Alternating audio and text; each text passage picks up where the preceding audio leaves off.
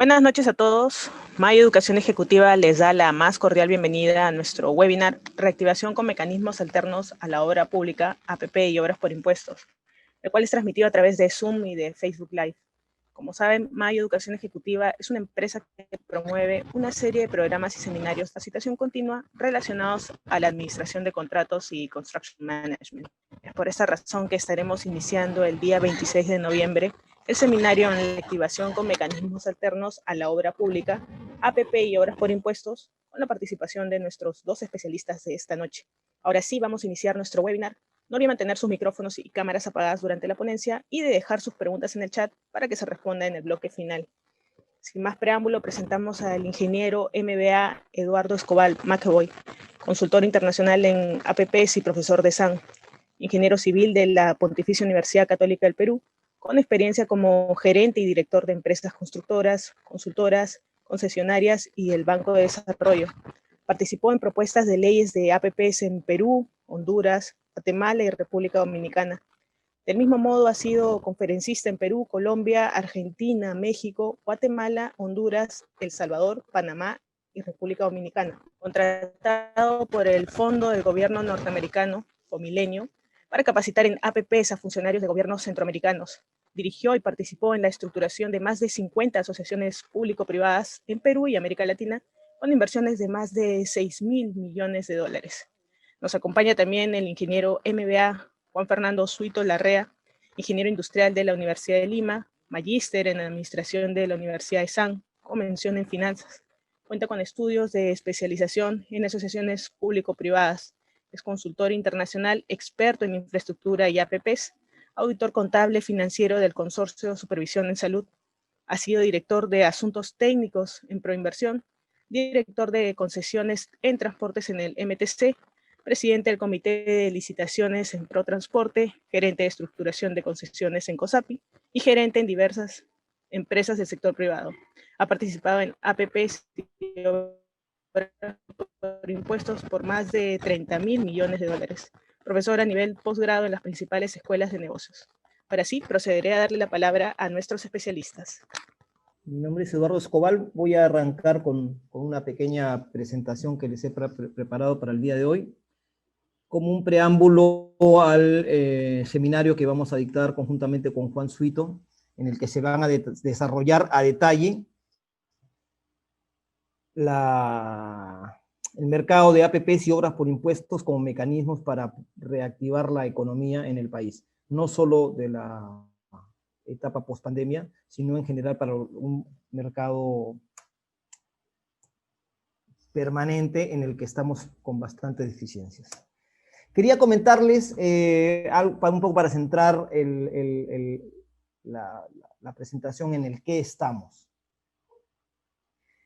En una primera columna pueden ver los años de los últimos 10 años, cuánto ha sido la inversión pública en la segunda columna en miles de millones de dólares, en obra ejecutada, en obra pública de infraestructura. La segunda columna es la obra ejecutada en asociaciones público-privados, que normalmente son concesiones en el país, y un total. Y después hay una columna, la penúltima columna, que es la inversión entre el PBI, que es un indicador de, digamos, qué tan bien estamos invirtiendo, qué tan bien estamos, no sé si qué tan bien es exacto, pero sí, digamos, cuál es el volumen de inversión respecto a lo que necesitamos, que se supone que debería estar en nuestros países al menos, más o menos como lo que creemos que debería estar creciendo para salir de esta trampa del desarrollo medio en el que nos hemos quedado estancados, que más o menos el 6% del PBI, eso es lo que necesitaríamos invertir en infraestructura. Y en la otra es cuánto estamos dejando anualmente de invertir en infraestructura. A grandes rasgos, yo he resultado la primera línea amarilla en el 2014, veíamos que teníamos en obra pública, la clásica, la que siempre se ha hecho, 8.000 millones de dólares. En asociaciones público-privadas, concesiones, como decían normalmente, pero asociaciones público-privadas, 4.000 millones de dólares, total 12.000 millones de dólares. Eso era más o menos el 6% del PBI. O sea, digamos, ese es el nivel de inversiones que deberíamos estar manejando anualmente, en ese momento.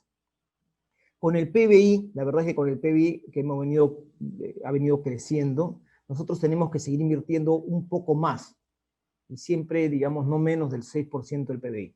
Entonces vemos qué pasa en el último año, en el 2019, antes de la pandemia. En obra pública hemos pasado de esos 8.000 millones de dólares en el 2014 a 6.400 millones de dólares. Más o menos se ha caído 20% la obra pública. ¿Y cómo estábamos en APPs? Hablo de construcción, de inversión en carreteras, presas, aeropuertos, en gran infraestructura. Hemos pasado de 4.300 millones de dólares a 1.200 millones de dólares. Es decir, la caída en estos 5 años, en ese quinquenio, ha sido de 72%. Las inversiones en número se han caído.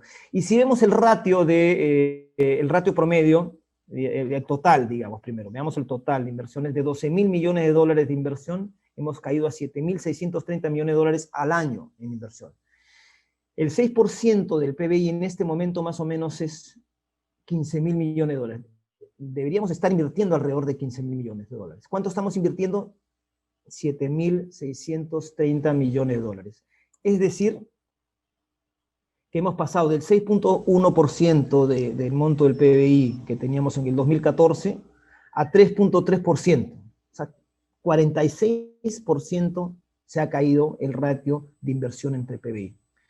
Y el año pasado hemos dejado de invertir respecto del número ideal 6.000 millones de dólares. Más o menos lo que estamos invirtiendo en todo el 2011. O sea, toda la inversión de un año de la década pasada. ¿Qué significa eso? Eso tiene un impacto que lo estimamos más o menos en crecer 2.7% menos en el PBI. Es decir, deberíamos estar creciendo un ritmo de 6%, 7%, sí, pues, pero el no hacer infraestructura, el no tener la capacidad de gestionar obra pública o asociaciones público-privadas está haciendo que crezcamos casi 3% menos. Entonces, en vez de crecer solo por ese efecto 6%, estamos creciendo 3%. Eso más o menos genera que se pierdan al año 130.000 puestos de trabajo. 130.000 puestos de trabajo que no se crean. Que hace que mucha gente joven, digamos de 20, 25 años, que está saliendo al mercado, no tenga sitios donde trabajar. Y eso es gravísimo porque o se dedican a la informalidad y a la subsistencia. En la informalidad acá implica en muchos casos unas microempresas personales, con un altísimo componente de informalidad del 75%, ¿no? Por supuesto que no invertir en infraestructura tiene un impacto directo en la calidad de vida, en la salud, en los servicios en general, en la educación y en una industria poco competitiva. Entonces, así entramos al 2020, que es un momento de pandemia en el que estamos invirtiendo menos aún. Este es un estudio recién hecho, liderado por un equipo para el BID, en el 2020, en la brecha de infraestructura en el Perú, liderado por el profesor Luis Bonifaz. Más o menos estimaba que lo que teníamos como brecha, si ven abajo, en el corto plazo eran 35.000 millones de dólares. En saneamiento rural, o sea, alcantarillado y tratamiento de aguas residuales, 8.000 millones de dólares de déficit en inversiones en infraestructura actualmente. En salud, la misma cantidad más o menos, 8.000 millones de dólares que nos faltan invertir solo en salud. ¿Se dan cuenta? Es un monstruo. Hablando de un número gringos es 8 billones, solo en los dos, en saneamiento rural y en salud, 16 billones de dólares. Y en el largo plazo, 110.000 millones de dólares. Es la mitad de nuestro PBI. Todo lo que podíamos producir en un año, la mitad.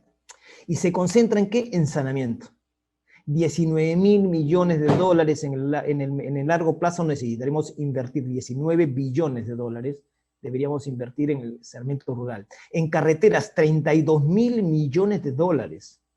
Si pensamos en 2 millones de dólares el kilómetro, necesitamos construir 16.000 kilómetros de carretera. Es un monstruo.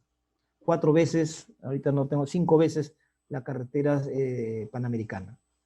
En educación, 1.300 millones de dólares. En infraestructura, en transporte, de frente, casi 50.000 millones de dólares en general, y en salud, 18.000 millones de dólares. Son cantidades muy fuertes. El tema es cómo poder crecer sin siempre acudir a impuestos o a endeudamiento. No se puede crecer en función de impuestos, no se puede crecer a nivel de endeudamiento porque tenemos tan sobreendeudados que los créditos que nos prestan van a hacer que las tasas que nos cobren sean inalcanzables. Cada vez que vamos superando los límites responsables, vamos a encontrar dinero más caro en el mundo. Y eso es muy grave. Y eso es algo que el Perú ha aprendido a no hacer. Entonces hay mecanismos como obra por impuestos que nos ayudan en el corto plazo y asociaciones público-privadas que nos ayudan en el corto, mediano y en el largo plazo sobre todo, porque buscan financiamiento de inversión privada para superar esta brecha y no solo pensar en los mecanismos clásicos, ¿no? Entonces, al ritmo de inversiones actual, necesitaríamos 5 años para invertir lo que ya necesitábamos, lo inmediato. Más o menos si invirtiéramos con el 6% del PBI, necesitaríamos 2.3 años. O sea, si invirtiéramos lo que se debe, como hicimos en el 2014, en 2 años y medio, señores, ya estaríamos cumpliendo y diciendo ya, ahora sí ya puedo pensar en el largo plazo. Y para cubrir la brecha a largo plazo necesitaríamos al ritmo que venimos invirtiendo ahora de 7.000 millones de dólares y no los que se necesitan de 15.000 millones de dólares, necesitaríamos 15 años más para cubrir esa brecha. Pero si invirtiéramos lo que debemos invertir, que son los 15.000 millones de dólares, que es lo que veníamos invirtiendo, necesitaríamos 7 años y medio, digamos la mitad.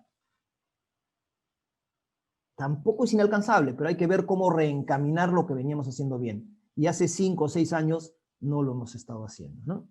Y acá quería hacerles una cosita, esto lo vamos a desarrollar en el seminario, arranca la siguiente semana, Juan Suito va a desarrollar asociaciones público-privadas, yo voy a desarrollar el tema de obras por impuestos, pero voy a un pequeño gráfico que pueda simplemente centrar el tema de obras por impuestos. La obra por impuestos implica un acuerdo entre una entidad pública, que es pues, el gobierno regional, local, las universidades nacionales, los ministerios con una empresa privada, firman un convenio de inversión, la empresa financia y ejecuta en el corto plazo, ellos son los que financian en el corto plazo, digamos, en los primeros 2 años, o sea, la obra aparece sin que el fisco haya gastado nada, se genera un proyecto de inversión pública, hay una conformidad por avance de obra, se alcanzan los beneficios sociales hoy, o sea, se trae el desarrollo al hoy, y con ese certificado, con esa conformidad por avance de obra, el inversionista privado que ya construyó la obra, que ya contrató al constructor para que construya la obra, va al Ministerio de Economía y Finanzas y consigue un certificado regional o gobierno nacional y lo utiliza para pagar sus impuestos a la renta. Y por otro lado, el MEF, que es el que ha dejado a través de la SUNAT de recibir menos impuestos, se lo descuenta a la entidad pública que debió ejecutarlo de sus ingresos. Por decir, a una municipalidad podía descontárselo en 10 años, que es una súper manera de financiarse. O sea, al final el municipio o el gobierno regional terminan pagando en cuotas sin intereses, lo que debieron haber gastado en 1 año o 2 años. Eso libera la carga enormemente. Y eso es básicamente lo que les quería contar hoy día para tener una visión de cómo estamos en inversiones y cómo funciona el mecanismo de obras por impuestos. ¿Tú tendrás algún comentario, Juan? No. Creo que está bastante claro por ahí. A nivel de obras, asociaciones público-privadas, de repente complementar Bueno, a ver, vamos a hablar de todo el tema, que en realidad es un momento bastante crítico para el país. Estamos pasando por una grave crisis, muy grave crisis. Por primera vez en décadas vamos a entrar en recesión, que espera una caída del PBI del orden del 12 y 13%. Pero la situación es bastante difícil. No es solo la crisis económica, tenemos una crisis sanitaria, tenemos una crisis política que afortunadamente estamos saliendo adelante, tenemos una crisis institucional, constitucional incluso, entonces la situación es bastante complicada, ¿no? Y tenemos que encontrar soluciones rápidas, porque tenemos problemas que están viniendo desde mucho antes de estas crisis, ¿no? Tenemos, como bien mencionó ahí El 2014, hasta el 2014 más o menos las cosas funcionaban. A partir del 2015 se nos está bajando. Entonces, ¿cómo salir adelante en esta situación que es bastante crítica para el país? Algo que ya está demostrado, porque de hecho cuando comenzaron a entrar la inversión privada en infraestructura pública, ¿no? El país comenzó a crecer muy fuertemente. De hecho, cuando comenzó la inversión privada estábamos en la pobreza, está en orden del 54, 55%, 54.6%. No, el último año terminó en 20.5%. O sea, la reducción que se logró de la pobreza, el crecimiento, gracias justamente a la inversión privada en infraestructura pública es espectacular, ¿no? Entonces, el camino está marcado, ya lo conocemos, ya no hay que inventar la pólvora porque la pólvora está inventada de hace muchos años, décadas que está inventada. Es la forma que hemos salido adelante y es la forma en la cual deberíamos salir adelante de esta grave crisis que se nos está viviendo. La crisis es bastante grave, no la dejemos de lado. Entonces tenemos que impulsar la inversión privada y sobre todo la inversión privada en infraestructura pública, ¿no? Ahora ustedes dirán, ¿por qué tanto en infraestructura? La verdad que el desarrollo de infraestructura es la que más genera chorreo, o sea, tiene dos grandes fuentes de impacto. Por un lado tenemos el impacto económico directo, que es obvio y natural a la hora que uno desarrolla la infraestructura, genera puestos de trabajo, y cuando generas ese puesto de trabajo generas un montón de eh, movilización de la economía. Entonces los trabajadores necesitan gente que le lleve la comida, gente que los traslade, entonces se comienza a movilizar toda la economía, entonces el impacto directo de la inversión en infraestructura es muy, muy grande. Pero aparte hay otro tema, donde no se podía hacer negocio, ahora se puede hacer negocio. Y eso es importantísimo. Es decir, tú antes tenías a un pequeño agricultor alejado de tu mercado, no podía llevar el mercado, entonces no podía hacer negocio. A la hora que desarrolles una carretera o algún otro medio de comunicación, sea puertos, aeropuertos, va a poder hacer negocio. Entonces comienza a desarrollarse nuevos negocios y nuevas inversiones ya no en infraestructura, sino inversiones en servicios que movilizan la economía. Por un lado tenemos el efecto directo, ¿no? de la inversión en infraestructura eh, que me dinamiza la economía. Pero no solo me dinamiza la economía. ¿Qué otra cosa me dinamiza? Yo a la hora que pongo un hospital, a la hora que pongo agua potable, mejoro también la calidad de vida de la gente. Entonces no solo me genera desarrollo económico, me genera también desarrollo social. Cuando tengo los dos de la mano, cuando tengo el desarrollo tanto económico como el social de la mano, recién ahí podemos hablar de un verdadero desarrollo, que justamente agarre a todos, al grande, al mediano y al chico. No uno de que no, esto es para los grandes, no. Esto va desde el chiquito hasta el más grande. Entonces tenemos que desarrollar la infraestructura. ¿Cómo desarrollarlo? De todas las maneras que se pueda. ¿Hay que hacer obra pública? Sí, hay que hacer obra pública. Y hay que hacerla bien. Hay que hacer obra privada también, pero lamentablemente no todos los proyectos van a vivir solo de lo que dé la parte privada, ¿no? Por ejemplo, ahorita tenemos un proyecto interesante que es Chancay, el puerto de Chancay, una inversión muy fuerte, ¿no? Varios millones, miles de millones de dólares, ¿no? Y es inversión puramente privada, no es un puerto privado del uso público. Entonces, ¿hay que promoverlo? Sí, hay que promover también la inversión privada. Pero entre las dos también hay otras metodologías que es lo que estamos olvidando, ¿no? Una es obviamente lo que acaba de mencionar Eduardo, que son las famosas obras por impuestos, ¿no? Que es muy buena. Cada una tiene su campo de acción, ¿no? Obviamente no podemos hacer un proyecto de 1.000, 2.000, 3.000 millones de dólares por obra por impuestos. ¿Por qué? Porque vive de las utilidades de las empresas, ¿no? Entonces las empresas no tienen ese nivel de utilidades, ¿no? Y el riesgo, y si la tuvieran, el riesgo de hacerlo es altísimo, ¿no? Entonces, tenemos las obras por impuestos que ayudan, sí, ayudan, y ayudan muy bien, han estado funcionando muy bien. Tenemos también las APPs que han estado funcionando, desde el 2014 funcionaron, o sea, tenemos más de 70.000 millones en APPs y proyectos en activos. Entonces, tenemos una variedad donde todas tienen que funcionar, ¿no? Y cuando todas funcionaban, el país caminaba, el país se desarrollaba. Ya antes no nos conocía nadie en el mundo. Hoy en día ya nos damos la pana, si quieren decirlo, ¿no? De decir, quiero entrar a la OECD porque ya me estoy desarrollando. Pero esto nos está cayendo. Y se nos está cayendo muchas veces por soberbia.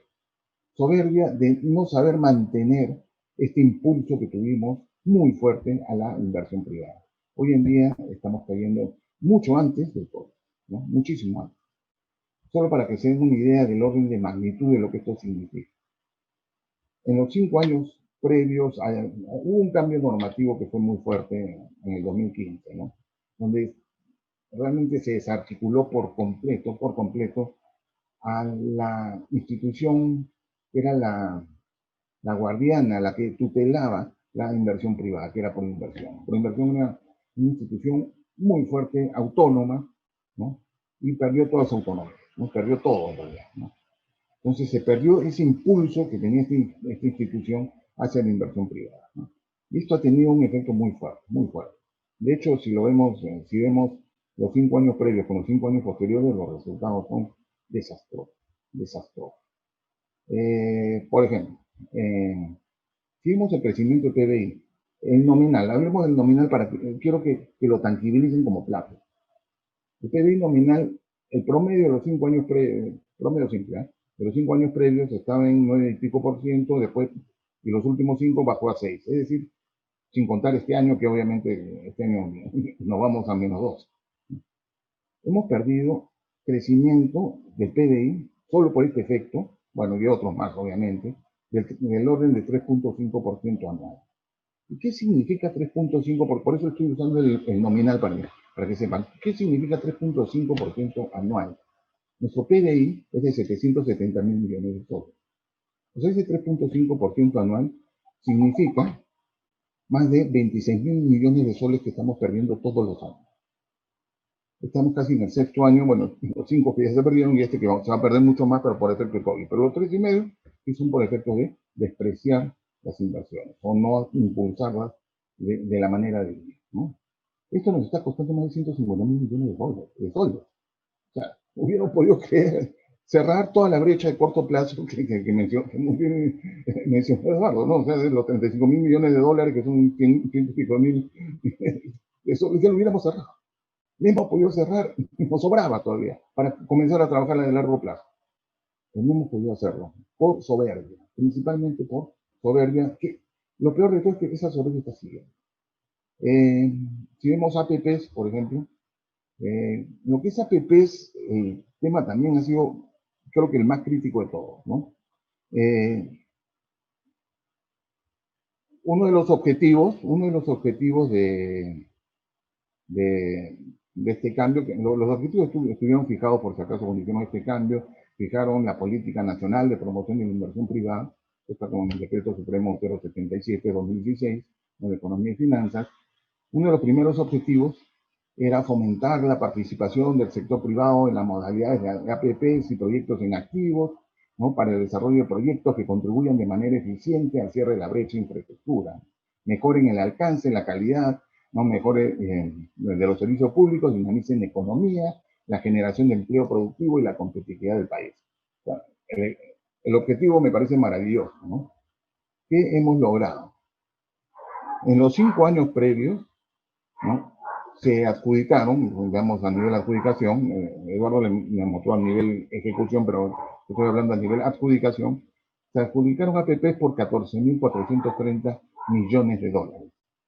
En los últimos 5 años, sin contar el 2020, que es 0, por si acaso, o sea, no estoy siendo malo en contarlo, esto se ha reducido a 590 millones de dólares, o sea, de 14.5 billones a 0.5 billones. O sea, antes se hacía 24.6 veces más. 24.6 veces más. En proyectos en activos, aunque no tendría por qué afectarse porque no requieren ni plata ni recursos del Estado, pero por esta ineficiencia que se ha estado mostrando, antes se hacía 12 billones, esto ha bajado a 7.3 millones, es decir, antes se hacía 1.65 veces lo que se hace ahora. En general, entre uno y otro, antes se hacía el 335% de lo que se hace hoy. Entonces, el resultado de los últimos 5 años, estamos hablando no por efecto COVID, porque estoy tomando hasta el 2019 como buena gente, ¿no? Porque si no, el tema sería mucho peor, pero principalmente debido a estos cambios normativos. Claro, algunos dirán, bueno, veámoslo como número de procesos. Como número de procesos, igual, antes se hacía en APPs el 900% de lo que se hacía ahora. O sea, los resultados son bastante malos, ¿no? Bueno, a nivel crecimiento específico, como les expliqué, ¿no? Hemos crecido, el PBI ha dejado de crecer más del 3.5% anual. Los procesos ahora se demoran 5 veces más que antes. O sea, lo que antes demoraba un año, ahora se demora 5, 6, 7, 8 años, entonces no salen nunca. Y nadie se está dando cuenta del costo criminal que significa no hacer las cosas. De hecho, se puede ver con el PBI, nos ha costado más de 155 millones de soles. O sea, el costo de no hacerlo por esta burocracia ineficiente y no es solo plata, no es solo plata. Se han perdido vidas. Y hoy en día, con el efecto del coronavirus, lo hemos visto. Por ejemplo, justo con Eduardo hace 5 años presentamos una iniciativa privada. Bueno, presentamos varias. Dentro de esas, una de ellas era de un hospital, el Hospital Hipólito Unanue.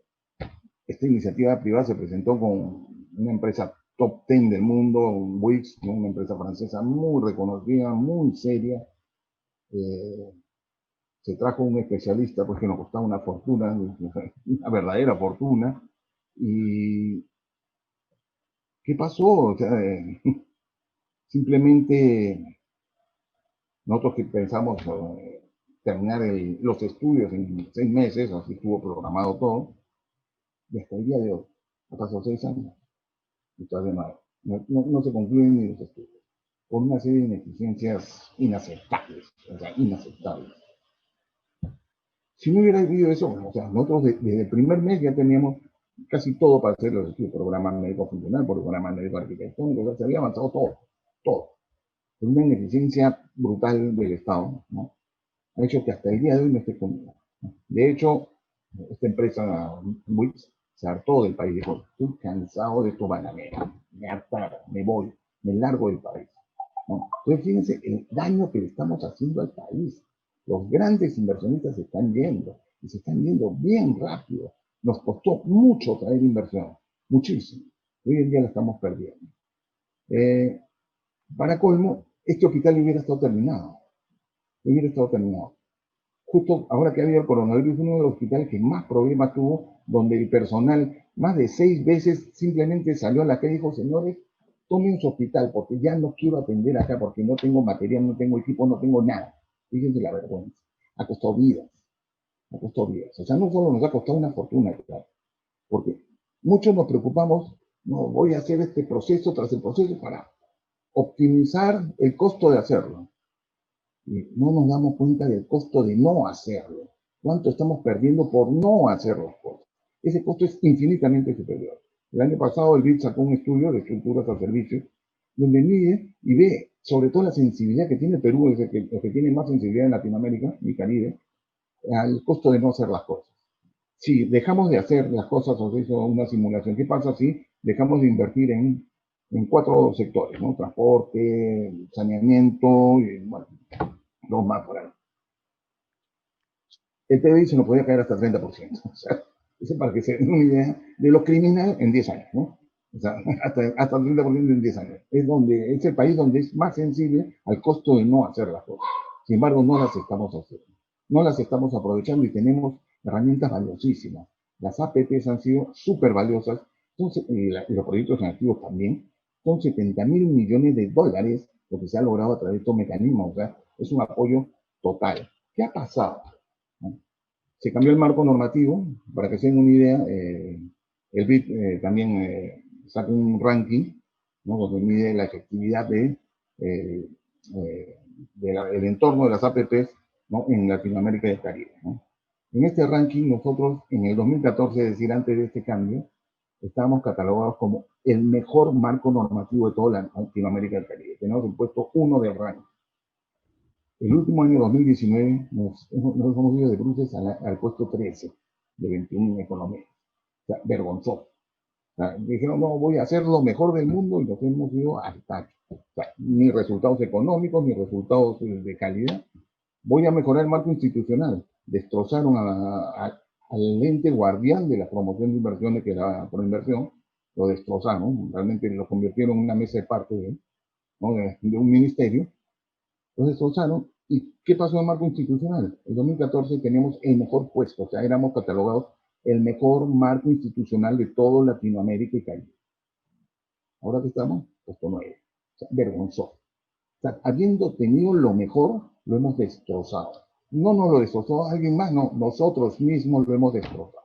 Esas cosas tienen que cambiar, ¿no? Tienen que cambiar, vamos a ver cómo hacer y cómo salir adelante también, incluso dentro de este marco, ¿no? O sea, este marco es complicado, pero siempre se puede salir adelante, ¿no? No solo eso, o sea,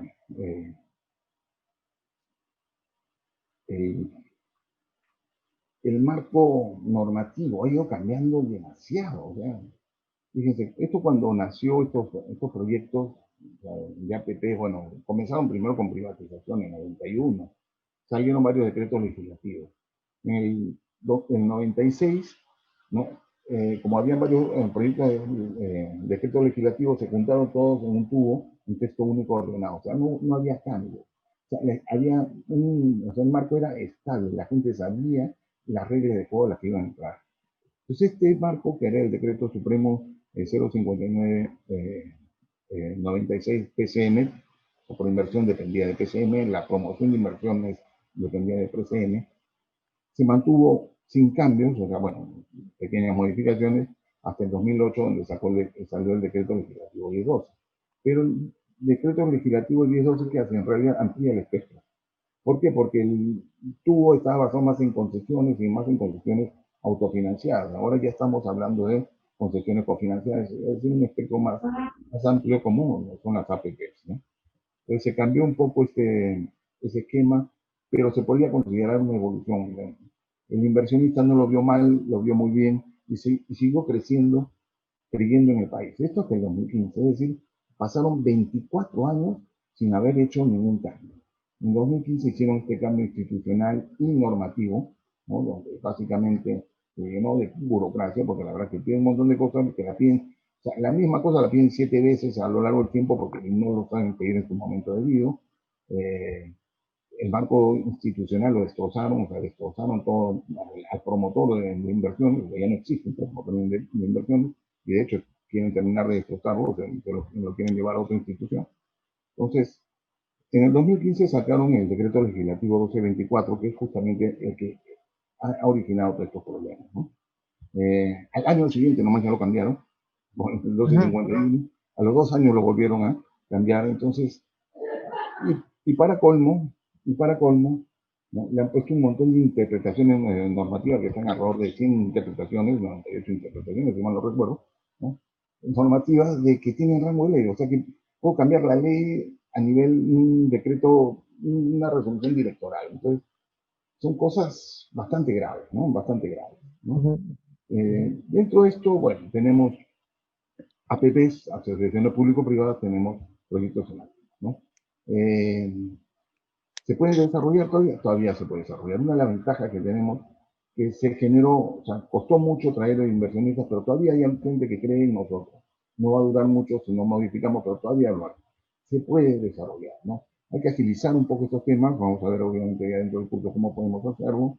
Los proyectos en activos deberían agilizarse mucho más. O sea, si viene un inversionista y me dice, oye, no te voy a pedir un centavo, no te voy a pedir que asumas ningún riesgo, no te voy a pedir ninguna garantía, no te voy a pedir nada. Entonces, ¿para qué le voy a pedir tantas cosas? O sea, le pongo alfombra roja. ¿Por qué? O sea, nos hemos burocratizado mucho. O sea, y esto también está pasando en las obras por impuestos, ¿no? O sea, es un tema, imagínense el ridículo. O sea, teníamos una obra pública que no estaba funcionando, ¿no? Y sabemos que no está funcionando. Es más, aceptamos que no está funcionando a tal punto que nos estamos yendo a los gobiernos a gobierno, que qué es lo que está haciendo el gobierno a gobierno, simplemente, ¿sabes qué? Te libero de la ley de contrataciones. O sea, tenemos un sistema que es malo, ¿no? Y en lugar de alejarnos de este sistema, que es lo que se está haciendo a través de los gobiernos a gobierno, estamos haciendo todo lo contrario. A la APP la estamos igualando a la obra pública. Le pido todo lo que le pido a la obra pública y aparte le pido más cosas. A las obras por impuestos las estoy también igualando a la obra pública. A los proyectos en activo que no tienen por qué pasar por nada, las estoy pidiendo todo. O sea, estamos haciendo todo al revés. Y para colmo, todo, o sea, se está dejando de hacer esto, o sea, está cayendo muy fuerte, bueno, APPs, o sea, en los últimos 6 años se han hecho 3 APPs, para que tengan una idea, o sea, APPs puras, ¿no? O sea, Aquí es donde el Estado pone algo, ¿no? Porque ahora están contabilizando cualquier cosa como APP, ¿no? Aquí es donde el Estado no pone nada, te lo están contabilizando como APP. Esto no es APP, ¿no? Entonces, se está cayendo, y las obras por impuestos también están cayendo en los últimos años, ¿no? ¿Por qué? Porque se le está metiendo toda esta burocracia pública, que justamente todo esto se hizo para liberarlo. Esto que hoy en día le decimos, hay que liberarlo a la obra pública para que haga el gobierno, estos eran mecanismos igual, que funcionaban bien, funcionaban muy bien. Uno que otro problema que lo han magnificado, o sea, es más las cajas de resonancia que la realidad, ¿no? Entonces, ¿ha habido problemas? Poquísimo, poquísimo, prácticamente nulo, no prácticamente nulo, pero así hemos ido avanzando, ¿no? Entonces, hay maneras de hacerlo, los mecanismos alternativos funcionan, lo han demostrado, hay que hacer algunos cambios, pero yo normativos. Esperemos que este nuevo gobierno escuche, ¿no? Bueno, yo creo que va a tener que escuchar por desesperación, ¿no? Antes no escuchaba porque había la soberbia, ¿no? Y, es más, contrataban a la misma gente que había hecho el desastre para volver a hacer más desastre. O sea, ya las cosas, uno dice que locura, ¿no? Y dice, esto es imposible que alguien lo haga, pero así está, ¿no? Pero yo creo que ya hoy en día no podemos soportar más. Este año teníamos un presupuesto que se hizo el año pasado con una proyección de ingresos basada en el año pasado. Sin embargo, los ingresos han caído un 30%. Eso hay que, ¿de dónde va a salir la plata? Ya no hay plata, tenemos que acudir al sector privado. Si no, nos vamos a paralizar, señores. Esto es urgente. No es para de acá que voy a pensar, no, urgente. Y el camino lo conocemos. El camino lo conocemos. Ya lo hemos demostrado. Fíjense lo absurdo. Eduardo, hemos asesorado a varios otros países que hoy en día nos están copiando y son los que están mejor ahora como APP. O sea, el polvo de la barrabasada, ¿no? Entonces hoy en día nuestros alumnos son nuestros maestros. ¿Por qué? Porque nosotros mismos los estamos, ¿no? O bueno, un grupo de gente, lo que quieran, pero entonces obviamente eso hay que cambiarlo, ¿no? Y va a cambiar. Yo creo que va a cambiar porque ya no hay otra. Ya no hay otra. ¿No? Cambiamos o morimos. Es así de sencillo, ¿no? No vamos al cambio. Bien, no sé si quieres hacer Juan, sí, yo quería redondear alguna de las cosas que has dicho.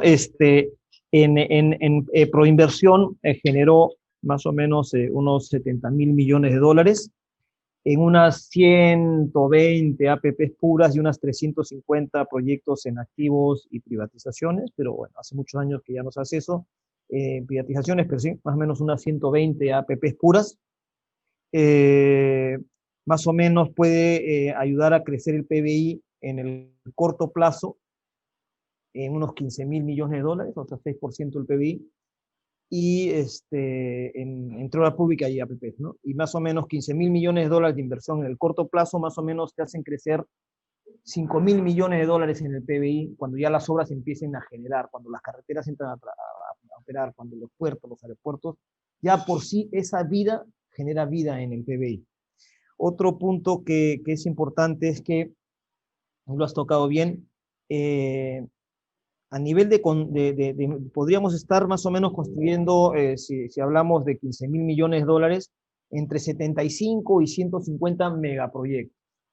Pero digamos, en realidad hay proyectos chicos y proyectos grandes. Uno podría estar pensando que al año podría estar haciendo unos 50 megaproyectos, como le llaman, de 100, 200, 300 millones de dólares.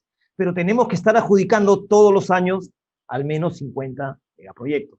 ¿Y cuánto estamos adjudicando? 0, 3, 1, 2, y esto es, varios ceros por ahí, ¿no? Eso es complicado. Y hay otro tema, eso pasa en APPs. En obra pública, si se dan cuenta, también ha venido un bajón. No ha sido tan grande, pero digamos, se ha sido de 20%, que es importantísimo, porque se han caído las dos cosas. Hay varias cosas. Nos hemos vuelto también muy regulatorios y excesivos en plazos y en exigencias y en mecanismos de control, que muchos funcionarios ya casi no quieren firmar contratos, no quieren firmar ningún cambio. Si estás construyendo una carretera y te encuentras que hay una zona mala y tienes que desviar la carretera, hay que firmar una adenda a algún contrato de obra pública. Quien la quiere firmar, nada, se paralizan las obras. Los bancos no están generando las cartas fianzas porque también dicen, oye, el Estado ejecuta muchas cartas fianzas y yo tengo demasiada exposición, ya no voy a dar tantas cartas fianzas, entonces no estamos adjudicando proyectos. Pero otro efecto más, cuando adjudicamos, tenemos una gran falencia en el país. Es común en Latinoamérica, ¿ya? Pero aquí es fuerte. El tema de expropiaciones y liberación de interferencias, o sea, de cruces de agua, alcantarillado, electrificación, no se hace. El Estado siempre se compromete, no te preocupes, si hay que expropiar, yo expropio, te doy el terreno y tú construyes. La carretera central, me parece que el 50% después de 7 años u 8 años que se habrá adjudicado, digamos, en grueso, todavía no se expropian los terrenos como para darle. Y de ahí nos quejamos, mira cómo está mal la APP, no se construye este tramo, ¿no? Si no se construye porque el Estado no le ha dado los terrenos. El aeropuerto Jorge Chávez, después de 15 años, me parece, si no más, recién le ha dado al concesionario los terrenos casi saneados al 100% para que construya la segunda pista y la terminal. Tenemos una falencia en un tema para solucionar. Yo creo que solucionando eso y mejorando la regulación hay mucho por hacer. Pero en este momento, si se solucionara el tema de liberación de interferencias, si solucionara el tema de expropiaciones, las obras adjudicadas, tanto en obra pública como APPs, fluirían y generarían dinero. Yo calcularía unos $1.000 millones en inversiones, sin que el Estado ponga nada. Solo en la línea 2 del metro, digamos. La línea 2 del metro, recuerdo hace unos 2 años, cuando estábamos viendo ese proyecto, nos decían, ¿cuántos terrenos te ha entregado el Estado? 25%. ¿Cuántos ha avanzado el proyecto? 25%. ¿Tiene un retraso? Por supuesto que tiene un retraso, pero si no entregan los terrenos que se tienen que hacer para hacer todas las estaciones y no tienes al menos 4, 5, 6 estaciones para meter una tuneladora y volar y construir a un ritmo enorme, si no te entregan los terrenos, no puedes. Entonces, hay varias cosas para hacer. El marco, no puede ser que hayamos pasado de ser el número 1, número 2 en el marco regulatorio para inversiones del puesto 1, 2 al 13 en 5 años y en institucional del puesto 1, 2 al 9, y que encima no tengamos una legislación adecuada como para ver el tema de expropiación. Pero si hiciéramos 2 o 3 cosas fuertes, importantes, no es sencillo, hay mucha gente capacitada que puede ayudar a hacerlo, esto podría generar una reactivación potentísima y hacer que solo con esas inversiones, como les digo, crezcamos 5%. El otro 5% de proyectos de otro tipo, la economía se mueve y qué sé yo, ¿no? Pero gran parte del crecimiento de reactivación puede venir por este lado, sin requerir demasiado dinero de las arcas públicas, porque muchos de los proyectos pueden hacerse con inversión privada. Yo creo que eso es, no sé si tengas algo que computar, Juan, o si alguien quiere hacer alguna consulta. Sí. Hay un tema ahí que es bastante interesante que has tratado, que es la falta de decisión que están teniendo los funcionarios, ¿no? Y esto se ha agravado sobre todo en los últimos años, ¿no?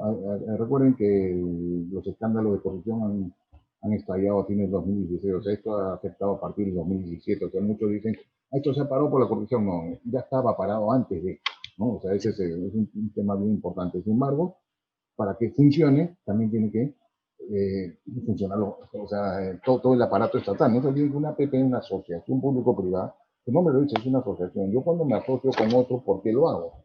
Yo lo hago porque yo tengo cosas que yo las hago bien, mejor que el otro, y el otro tiene cosas que las hace bien, mejor que yo. O sea, que si nos juntamos entre los dos, vamos a lograr un producto superior a que si yo lo hiciera solo o tú lo hicieras solo. ¿No? Ese es el principio de cualquier asociación entre dos partes, ¿no? Y una APP es lo mismo, tienes que trabajar de la mano. Si el Estado no funciona, la APP no funciona, porque tiene que pagar, ¿no? O sea, cada uno tiene sus obligaciones. Así como si el privado no funciona, la APP no funciona. Los dos lados tienen que funcionar. ¿Cuál es el gran problema que tenemos? Acá estamos acostumbrados a castigar al privado, pero no a castigar al público. Entonces el privado tiene que hacerlo, o si no le cae pues machete, lo multo, lo piso, todo, ¿no? Pero si el Estado no lo hace, hay una garantía. No funciona. Si no expropias, ¿cómo puedo yo desarrollar obra? No hay manera. O sea, el privado no se puede meter a terrenos que no le pertenecen. Si no han liberado interferencias, no puede entrar pues a tocarle las redes a Telefónica, Telefónica los enjuicia. No lo puede hacer. Esa es parte de la chamba que tiene que hacer el Estado, y eso tiene que ser súper eficiente. Para que funcione, el Estado tiene que ser súper eficiente. Y hay un tema, se lo voy a contar con algunas anécdotas que siempre las cuento porque a mí me parecen ya hasta de replay, ¿no? Que me he encontrado cuando estamos haciendo unos estudios para unas iniciativas también de unos colegios de alto rendimiento, ¿no? Ahora lo conoce también muy bien. Tomas, por ejemplo, tus muestras de suelo, ¿no? En la muestra de suelo te encuentras que hay sulfato. Entonces, ¿qué haces? Pones otro tipo de cemento. ¿Por qué? Porque si no, obviamente esa obra no va a durar. Pues, es lo técnico, lo que te dice cualquier técnico, está en cualquier libro, o sea, es lo natural, eso no hay ni que pensarlo. Pero entregas tu estudio y te dicen, no, señor, no puede poner ese tipo de cemento. ¿Por qué? En realidad, el fondo es porque es más caro, ¿no? Pero es lo que hay que hacer. O sea, más caro te sale poner el barato porque se te destroza la obra, ¿no? No, es que los estudios no son definitivos. Estamos a nivel de factibilidad, pero los estudios son de factibilidad. Pero ¿qué te dicen tus estudios? Que hay sulfatos. ¿Y qué te dice la técnica cuando hay sulfatos? Que tiene que cambiar de cemento. O sea, no lo entiendo, señor. ¿Qué quiere usted decirme? No, pues, usted no lo ponga con eso, ponga con cemento simple nomás, y en todo caso ya se verá en el definitivo. El tipo simplemente está espantado de aprobar algo. Entonces, ¿para qué diablos me pediste el estudio? Si no le haces caso a los resultados del estudio. Si tú mismo no le estás haciendo caso a tú, o sea, el resultado del estudio que tú me has pedido, ¿para qué lo pediste? Entonces no lo pidas. Es pura burocracia. Entonces, el pavor que debe tener este tipo para no haber querido aprobar algo que es lo lógico, lo elemental, o sea, eso lo demuestran con cualquier libro de coquito, si quieren, en ingeniería, ¿no? Pero no lo hacen. O sea, cosas absurdas en cuanto a precios también. Por ejemplo, el estudio, me estoy hablando del mismo lado, está ubicado en una zona donde solo accedían 2 concreteras, ¿no? Toda vez que hay 2 concreteras, ¿qué hicimos? Pedimos cotización a las 2 concreteras. Las concreteras nos dieron las 2 cotizaciones, nosotros las entregamos, elegimos, pusimos la menor de ambas. Entonces, ya ni siquiera estás haciendo un muestreo de mercado, es un censo de mercado, son las únicas concreteras que te venden concreto premezclado. Entregas el estudio y dicen, no, señor, está mal, no puede poner ese precio. ¿Y por qué hay algún error en la cotización? No. No, pero, digo, esto no es un muestreo, esto es un censo, esto es lo único que hay, o sea, no hay nadie más que te venda esto. Si no crees en cotizaciones, anda tú y pide. No, señor, lo que pasa es que en la revista Costos el precio es este. No, pero la revista Costos puede tener un promedio de toda la región, pero acá estamos hablando de una zona donde solo hay 2 que me vendan. No estoy inventándote nada, estoy dando las cosas reales, o sea, tienes la cotización, tienes los médicos, donde me lo han mandado, tienes todo. O sea, si tienes alguna duda, por mí no pídelas, dice usted, yo no lo conozco, los señores. No, señor, no puede ser, tiene que poner la revista Costos porque sale más barato, ¿no? Ah, le digo, entonces esa es la regla. Sí, señor, esa es la regla.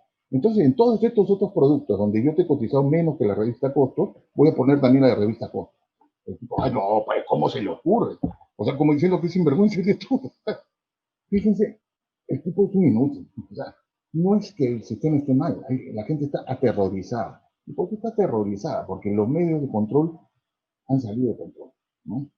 ¿Qué pasa? A raíz de los casos de corrupción, sobre todo ya la cosa está, o sea, hay una cacería de brujas totales, o sea, a pesar de que ya se conoce incluso quiénes son los corruptos, o sea, porque o sea, los brasileños han cantado todo, han cantado pero todo el concierto, o sea, se sabe exactamente quiénes son, pero hay cientos de personas, cientos, ¿no? Que están metidas, están hostigándolas, hay embargos incluso sobre sus bienes, sobre sus casas, sobre sus vehículos, o sea, pues la gente, oye, si este tipo no, o sea, está comprobado que no ha hecho nada, o sea, porque ya han hecho, o sea, nadie lo ha acusado, al contrario, han dicho, no, con estos señores no, o sea, no ha habido comisión, es más, por ejemplo, el caso de Proinversión, uno de los casos que más suena de corrupción es las interoceánicas, que han declarado los odios. No, al contrario, le bajé la cuota al presidente, porque no me aceptaba en nada. O sea, está comprobado que es todo lo contrario. O sea, no solo no están metidos, sino se opusieron. Y eso es lo bueno cuando hay institucionalidad, ¿no? Lo cual se ha roto por completo. Hoy en día se ha roto la institucionalidad, todo está centrado en una institución, que es el MEC. Entonces, eso se puede convertir tarde o temprano en un foco de corrupción terrible. O sea, hemos hecho todo lo contrario a lo que le dice cualquier lógica, cualquier libro de administración, o sea, cualquier sentido. Esto que estaba diseñado como una cadena de valor, ¿cómo es una cadena de valor? ¿Cómo está? Desde la selección de proyectos. ¿Quién selecciona el proyecto? El sector, porque es el que mejor conoce. Ah, pero hoy en día el MEF te va a decidir todo porque con el MEF, ¿no? Entonces, quien decide al final es el MEF. ¿Quién? Pero antes era así, era el sector. Verifica la viabilidad, que es distinta. Es una actividad de apoyo que es buenísima, pero esa era la ¿Quién, ¿Quién realiza los estudios técnicos? El sector. Pero quien aprueba al final es el MEF. Ahora, ¿no? Que siempre, obviamente, una cosa era verificar la viabilidad, es otra es todo. ¿Quién estructuraba? Por inversión, que era una institución considerada la mejor del mundo. O sea, yo las dos veces que he sido director en Proinversión, en las dos veces han sido declarada la mejor del mundo por UNESCO. O sea, es poca cosa. O sea, no es que premiada como la mejor del mundo. O sea, no puede ser. Y era una institución totalmente especializada en la estructuración de proyectos y en la promoción de inversiones. Pero hoy en día ya no hay estructura, simplemente sigue las órdenes que le están dando el MEF. O sea, por eso que se está cayendo todo. Entonces, todas estas actividades que eran ¿quién promociona por inversión? Loco, lo que están pidiendo, el último estudio, la última genialidad que tienen, es que no es el core business de una agencia de promoción de inversiones promover inversiones. Así de absurdo. O sea, parece que no han leído ni siquiera cómo se llama la agencia. Dice, no, la promoción de inversiones no, eso lo tiene que ver otra agencia, se lo mandan a Proper. Sí, eso es lo que está propuesto, así de absurdo. O te dicen que no debería, o sea, la agencia de promoción de inversiones no debería promover inversiones. ¿Qué tiene que hacer? Estructurar. Y estructura ahora no. Simplemente sigue lineamientos que te dan. Como si fueran robots. Están destrozando cada vez más. O sea, no solo no está mejorando, está empeorando, ¿no?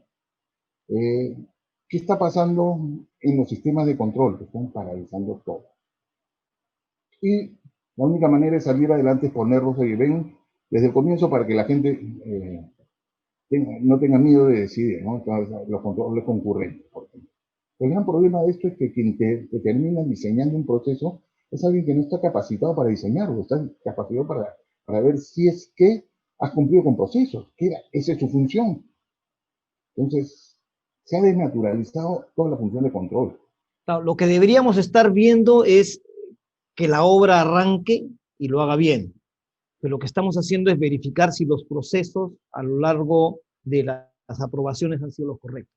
Entonces, hay un temor a firmar, a aprobar, y hay un gran esfuerzo económico y de horas hombres en controlar paso a paso las cosas, y eso hace que los proyectos duren 2, 3 veces más, ¿no? Y algo que has dicho es bien importante, que en realidad en el 2014 se llegó al top y después se cayó todo. Si bien recuerda, Juan, en el 2016 reventó el problema de Odebrecht. Ya se había caído. O sea, fue diciembre del 2016. Sí, o sea, casi 2 años después se cae. Entonces, fue una segunda tormenta perfecta. O sea, se caen por marcos normativos las inversiones. Después, sobre esa caída viene la ola de los escándalos en una concentración específica. Estamos hablando ya hace 5 años que hay investigaciones y, como dice, ya se sabe quiénes están. Y después de eso vienen unas acciones de control lógicas, si quieres, pero que han hecho que nos concentremos en los procesos y no que los proyectos fluyan.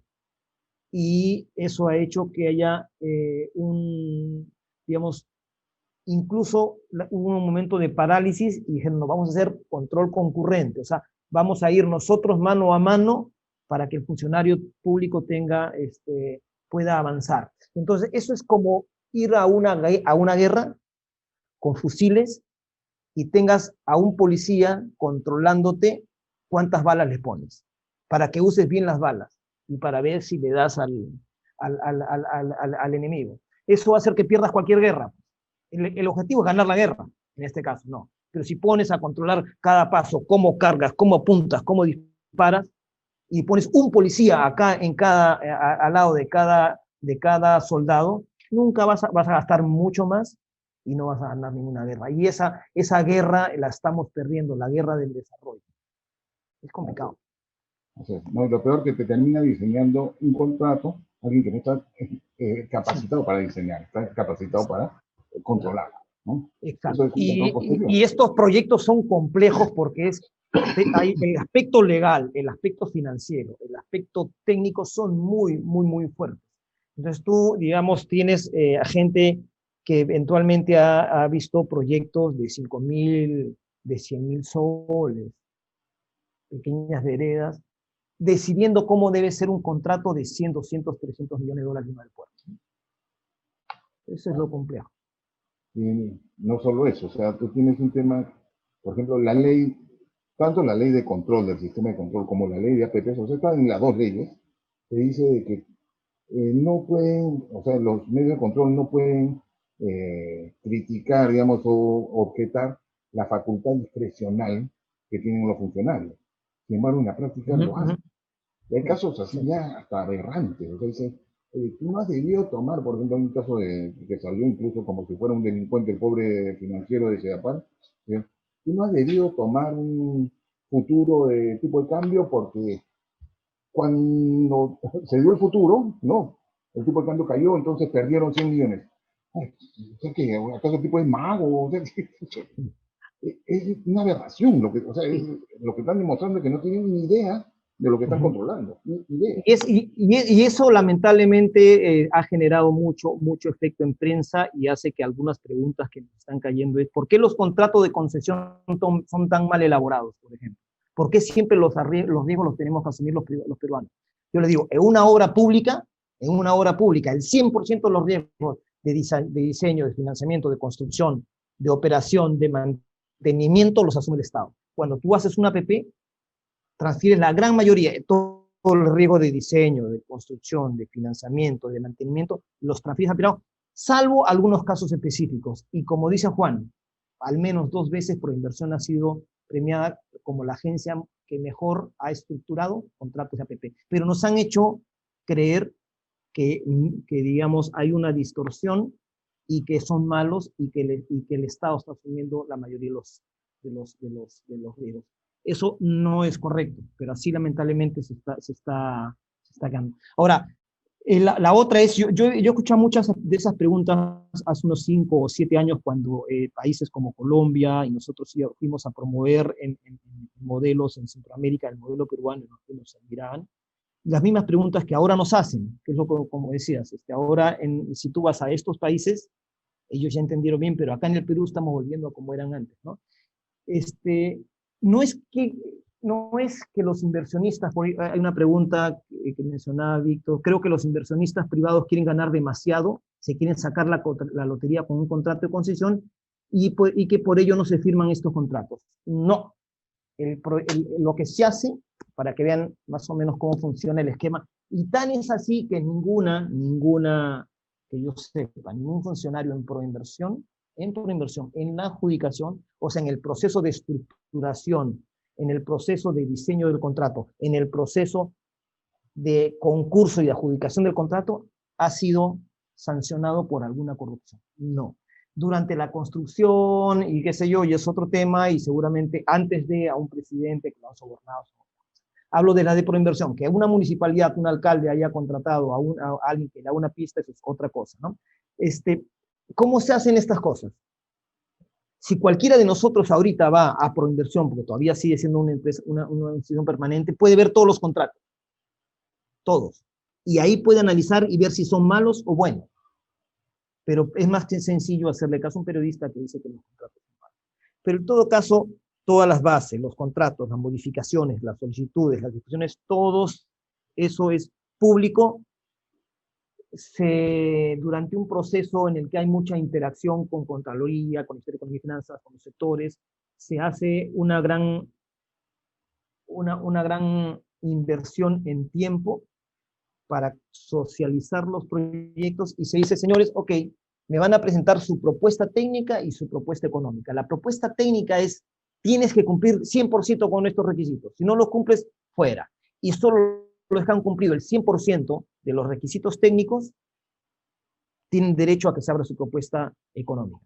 La propuesta la mantiene un notario para un tema de transparencia y confidencialidad, y en un acto público se abren una subasta inversa y dicen tal empresa me ha hecho tal propuesta, tal empresa me ha hecho tal propuesta, tal empresa me ha hecho tal propuesta. La que menos cobra peaje, la que menos me cobra cofinanciamiento es la que gana.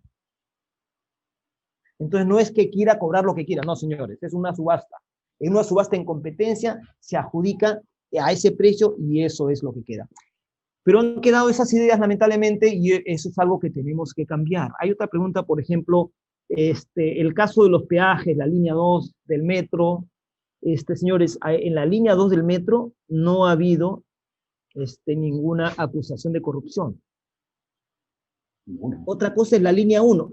Hay que recordar, la línea 1 del metro fue una obra pública. La construcción del tramo 2, una obra pública. Lo que se licitó fue el suministro de trenes y la operación. Pero tal es la distorsión que ahora obra APP es corrupción. Eso no es así. O sea, lamentablemente ha habido una tormenta perfecta adicional, se ha sumado, la de la campaña de prensa, porque vende.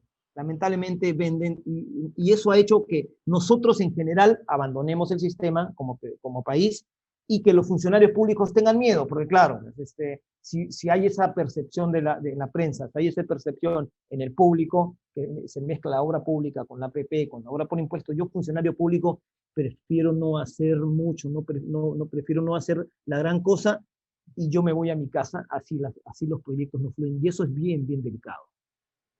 Había una pregunta, ¿por qué los proyectos de prefactibilidad de una obra no contemplan cronogramas de cumplimiento y penalidades para el Estado para el caso de expropiaciones y liberación de internet? Sí, o sea, el Estado, como decía muy bien Juan, pone penalidades porque si el privado no cumple, pone ejecución de cartas fianzas, etc., etc., pero si él no lo hace, el privado claro que le puede reclamar y rescindir contrato, pero como no le conviene a nadie rescindir un contrato con el Estado, termina diciendo, bueno, hagamos una adenda para extender los plazos. Lamentablemente debería haber penalidades, pero por otro lado, también es comprensible que muchos funcionarios públicos no lo quieren hacer. Juan y yo hemos sido funcionarios públicos y hemos sacado muchos proyectos adelante. Sí se puede, pero tenemos que generar un ambiente menos tóxico contra las inversiones. Y en eso hemos retrocedido un poco, ¿no? No, lamentablemente, o sea, ahí estamos cayendo en un tema justamente vía medios, vía muchos políticos también, ¿no?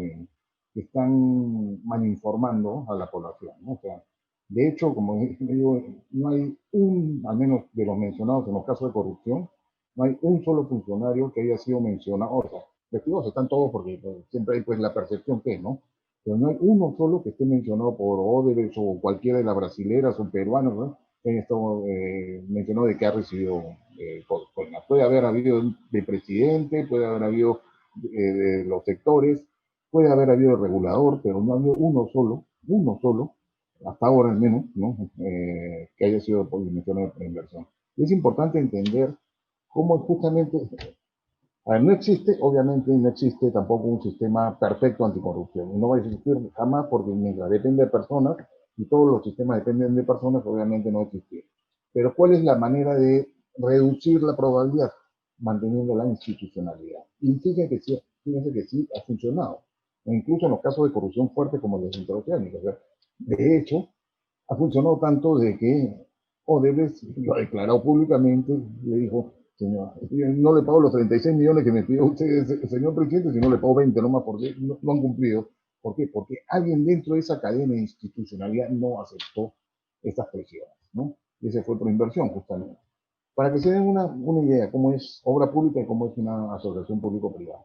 En una obra pública, el sector hace su licitación, hace su estudio, hace su licitación, ¿no? Y a lo mucho supervisa o directamente o a través de una tercera empresa. O sea, la relación es directa entre el sector, el ministerio, si quieren, y el constructor, ¿no? Y para colmo, la plata la pone el Estado de frente, o sea, todo al contado, ¿no? En una APP no es así. El sector hace el estudio técnico. Proinversión hace la estructuración y el contrato. O sea, ya otra institución que es totalmente distinta que lo hace. O sea, y eso reduce mucho la probabilidad de corrupción porque no es la misma.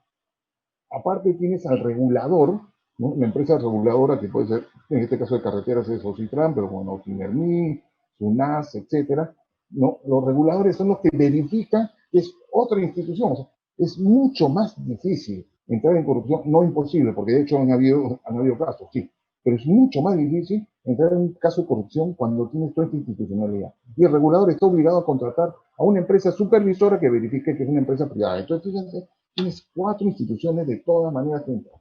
De todas maneras que entran. Entonces, la corrupción es mucho menos probable en los casos de APP. Imposible no, no lo hay. No existe imposible, ¿no? Pero así es mucho mejor y ha tenido muchos mejores resultados justamente a través de eso.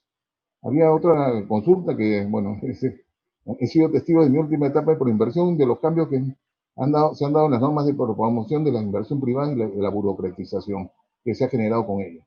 Pero entonces, ¿qué ganan? ¿Por qué lo hacen? Si lo que nos muestran ahora es más que claro, no lo saben. Es una buena pregunta, pero a ver. ¿Qué ganan? Nada, pierden. Todo el mundo pierde. O sea, yo he hecho una evaluación, incluso he agarrado los datos de transparencia, tanto de proinversión como de INET.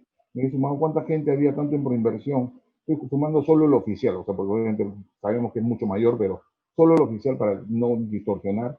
¿Cuánta gente había en proinversión? ¿Cuánta gente había en la dirección de promoción de inversión, ¿no? Antes de y después de, o sea, el 2014 y cuántos hay al fin del 2019. Entonces la planilla, solo planilla ha subido 50%, o sea, el costo ha subido 50%. El tiempo ahora se demora 5 veces más, 500%. Y la efectividad en APPs se ha reducido en 96%. O sea, hemos destrozado valor. O sea, no hemos generado valor, sino hemos destrozado valor. Me cuesta mucho más y no hago nada casi. Solo hago el 4% de lo que hacía antes. 4%, es vergonzoso. Disculpen, pero es vergonzoso. ¿Por qué no lo cambian? Ahí viene un gran tema. Ahí está el gran bonetón, porque esto no es que no se sepa. Yo estoy convencido que todos lo saben. De hecho, yo sé que uno de los que estuvo a cargo de uno de los cambios normativos, no voy a decir su nombre porque es un amigo, lo estimo mucho, pero que sabía perfectamente cuál era el problema y en algún momento lo llamaron a hacer el cambio, no lo hizo. ¿Cuál es el gran problema? El gran problema es quitarle ese poder que tiene el MEF, que ha sobreburocratizado todo. Pero ¿a quién le encargan el cambio? Al MEF. Entonces el MEF tiene que autodecir, ya no debo hacerlo. Ah, no, entonces, ¿qué hago? Cambio por inversión varias cosas. La vez pasada fue un mamarracho que dijeron, no, entonces voy a cambiar por inversión, le voy a cambiar el directorio. O sea, lo más absurdo del mundo, ¿no? Voy a hacer un directorio de privado, puro privado, para que sea más ágil. O sea, dicen, ¿qué mamarracho estás haciendo? Estos son los comités. Esos son los comités a los que le has quitado toda la fuerza. El directorio de privado son los comités, pero quien te debe aprobar no es un privado, tiene que ser la más alta esfera del Estado. En este caso es un mini consejo de ministros. Por eso era un mini consejo de ministros. Pero como no tienen ni idea de lo que están haciendo, como dice, no conocen el aparato estatal, no conocen cómo funciona. En varios países, acá Eduardo es testigo, no solo necesitas aprobación del presidente, sino de ley de Congreso para sacar un contrato. Por eso que son contratos ley. Acá tenías, y no, o sea, no era solo un consejo de ministros, tenía mucho poder. Tenía el poder de instruir a cualquier sector. ¿Eso qué implica? Por ejemplo, estos proyectos que no salían de salud no funcionan. Pues llamaban al ministro de salud, señor, ¿qué pasa? Bueno, ¿me lo arregla ahora o se larga? O sea, así de fácil. Tenía el poder de ordenar a un sector, a un ministro. Entonces ahí sí funcionaba, ¿no? De hecho, lo que se ha hecho es, obviamente, bastante, porque hemos logrado, o sea, lo absurdo es que cuando no teníamos nada, cuando nadie creía en nosotros, hemos logrado atraer las inversiones y desarrollar inversiones, hemos logrado 70.000 millones de dólares, ¿no?, en inversión. Y ahora que tenemos todo, ahora que la gente nos cree en nosotros, porque antes no sabían ni dónde está el Perú, ahora que no tenemos, que tenemos todo para hacerlo, nos estamos autodestrozando por ridiculeces. Yo no sé si has escuchado, Juan, cuando dicen, sí, el contrato hay que modificarlo, está mal hecho. Y le dices, bueno, ¿en qué parte está mal hecho? No, que las tarifas son altas. ¿Cuánto deberían ser? No te lo dicen, que no lo han leído. Yo recuerdo cuando llevamos a un país chico, con complicaciones, con violencia y etc., etc., el modelo peruano de APPs y se aplicó allí, sacamos la ley, sacamos el reglamento, formamos el Proinversión de allí y nos quedamos a asesorarlos como empresa privada, como consultores privados, a asesorarlos de sus primeras APPs, captaron $1.000 millones. El PBI de ellos era más o menos de $15.000 millones. Y más de $1.000 millones en inversión. Les cambió un montón de historia.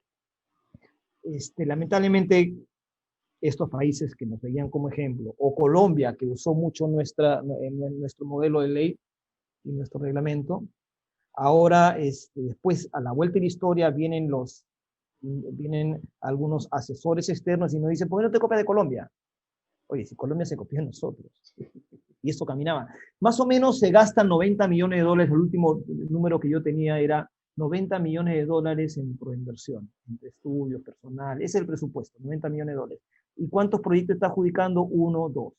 Antes con esos $90 millones adjudicabas 7.000, 8.000 millones de dólares. Esa es la gran diferencia. Y a precios, y a tarifas, en competencia, cuya competencia hacía que se bajen 10, 15, 20, 30% los precios de concurso. Y con contratos que se han mantenido y están funcionando. Casi no hay países en Latinoamérica que se pueden dar el lujo de tener 500 proyectos o 550, digamos, entre obras en activos, APPs y privatizaciones. Pero si quieren 120 APPs caminando. ¿Cuántas han sido criticadas de proinversión? Las interoceánicas, gasoducto, ya, ok, digamos interoceánicas y gasoducto. Están mezclando las que hizo un alcalde en la municipalidad y que no quiso trabajar con proinversión. Yo no sé si están bien hechas, yo no sé si están mal hechas, eso es otro tema. 2 o 3, pero de un universo de 150, de 140 proyectos, y por eso ya no hago nada. Y ya no hago nada, no lo estoy haciendo ni siquiera por obra pública, ni siquiera por obra por impuesto, ni siquiera por APP, no estoy haciendo nada. ¿Quién se perjudica? Nosotros. Ya hemos visto, $8.000 millones en salud se necesitan ya. Que el Estado, el sector privado ponga $3.000 millones. Podría correr y volar y ponerlos en 3 o 4 años. ¿Y cuál sería la tarifa que se cobraría en el modelo de bata gris? ¿Cuánto se le cobraría al que se enferma? Nada, porque el privado solo le cobra al Estado por el diseño, por la construcción y por mantenerlos, equipar y mantener los equipos y la infraestructura bien. El Estado sigue con su sistema público, de atención al público, con tarifas públicas, y si es gratuito, gratuito. Ese sistema no se ve afectado, pero ¿quién ejecuta la infraestructura? Que ese es otro tema, es el privado. ¿Quién lo financia? Es el privado. Entonces, ¿por qué las tarifas de servicio público son caras? Bueno, ahí no hay una tarifa de servicio público. O las plantas de tratamiento de aguas residuales que se hicieron en la época de Juan, en mi época, cuando se adjudicaron, se le está cobrando a la gente por tratar el agua servida. No, la empresa de saneamiento paga por el servicio que le presten de tratar el agua. No hay una tarifa de servicio público. Se le cobra a Sedapal la remuneración por inversiones y la remuneración por operación y mantenimiento. ¿Y cómo es el tema de los peajes? El tema de los peajes se ve cuánto hay que invertir, cuánto hay que operar y mantener en una carretera, y todo eso en un modelo económico financiero se calcula cuál es el costo de un peaje que haga que el inversionista recupere lo que ha invertido, los costos de oportunidad, el financiamiento de los bancos, y tengo un margen de, digamos, en construcción o con su contrato de construcción de 10%. Digamos. Así se hacen los modelos y se dice, señores, según yo, Estado, mi peaje debería ser este. ¿Quién va a cobrar menos? Y se saque en competencia. Entonces los servicios, en ese caso de peaje, son en competencia y si uno los compara, hacen sentido. pero lamentablemente se ha creado una mala imagen y estamos dejando de hacer obra pública y obra de APP, y esto es más caro que cualquier cosa, como bien decía Juan. No hay peor costo que el que no se ejecuta, porque al final la gente muere, y eso lo hemos visto. Ahí hay otra pregunta: ¿por qué los proyectos de prefactibilidad de una obra no contemplan cronograma de cumplimiento y penalidades para el Estado para el caso de expropiaciones y liberación de interferencias? En realidad, para el caso de APTs, sí hay un cronograma de cumplimiento, ¿no? El caso, otro tema es que no tenga penalidades el Estado, ¿no? Esto es otro tema. Pero en realidad, en la fase tanto de formulación como en la fase de estructuración, se exige el informe de evaluación en la fase de formulación y el informe de evaluación integrado en la fase de estructuración, que incluye este cronograma del levantamiento de todas las expropiaciones. El gran problema es que nadie se atreve a ponerle penalidades al Estado. O sea, en ningún contrato va a haber que le ponga, y no es justo, ¿eh? Porque obviamente estás hablando de una asociación entre dos partes, y para que funcione tiene que funcionar los dos. Así como tienes que castigar al privado que no cumpla, o sea, tienes que machetearlo, golpearlo, y eso está bien hacerlo por si acaso. O sea, el privado no se asusta de eso, ¿no? Si tú no cumples, pues yo te castigo. Pero ¿qué pasa cuando el Estado no cumple? Es más, hoy en día, como justamente está diseñado por gente que no tiene idea, ya. Bueno, si el Estado se demora, que te ponen cláusulas de este nivel de absurdo, ¿no? Entonces, te dejo de que te demores, o sea, no te castigo porque te demoras escribir. Y lo que me cuesta, ¿quién me lo paga? Termina yéndote un arbitraje. Y un arbitraje que lo pierde no porque, o sea, lo pierde porque es justo perderlo, pues. Es así de sencillo. Imagínense, Línea 2 del metro, tienen un financiamiento de más de 2.000 millones de dólares. El financiamiento ya se tomó porque lo tiene que tomar al inicio. El Estado te exige un cierre financiero. Y al exigir un cierre financiero, que ya tengo que tener la plata. O sea, que no te la suelten porque te la van a ir soltando porque está un fideicomiso, es otro tema. Pero tú ya tienes que pagar un interés sobre eso. Te demoras 4 años. ¿Sí? ¿Cuánto es el interés? Eso son cientos de millones. Y se pierde. Y eso se va a ir, obviamente, después en un arbitraje y te lo van a ganar en esa parte. ¿Por qué? Porque el Estado es el que no está cumpliendo. Ahora, que el Estado debería de ser muy eficiente en esto, sí, pero es ineficiente. No ha podido, acá estamos hablando de una obra lineal que tiene que pasar por varios kilómetros, pues no ha podido, por ejemplo, un Jorge Chávez, que estamos hablando de una obra concentrada, o sea, no es que tenga que pasar por miles de propietarios como es una carretera o un tren, ¿no? Es una obra concentrada y en plena ciudad, o sea, Callao, o sea, en la zona urbana. O sea, esto debería ser facilito, no te puede demorar 15 años, por favor. Demasiado. O sea, Juan, hay una pregunta de cómo podríamos promocionar la transferencia de tecnología a través de una APP. En el Perú necesitamos aprender y a ejecutar nuestros proyectos. Es verdad, comparto siempre, y creo que la mejor manera es ejecutando proyectos. De hecho, tenemos una buena ingeniería. Nuestras ingenierías han crecido un montón. Hace 5 años que no están creciendo casi, porque no hay proyectos. Pero cuando vienen, lo natural de una empresa que viene al país, y así lo he visto en los 5 países en los que he trabajado, necesita asociarse con alguien. Nadie viene a construir y dice no contrato y de frente entro. Siempre necesita asociarse con alguien. Y si viene un inversionista, digamos, importante para un proyecto de 500 millones de dólares, lo que se hace es ponerle un supervisor de ese nivel. Alguien que también tenga 30 años de experiencia en construcción, en supervisión, en ingeniería, para lo equipar. Y esta empresa de ingeniería normalmente terminan haciendo asociaciones entre extranjeros y peruanos. Y eso ha hecho que nuestras ingenierías crezcan.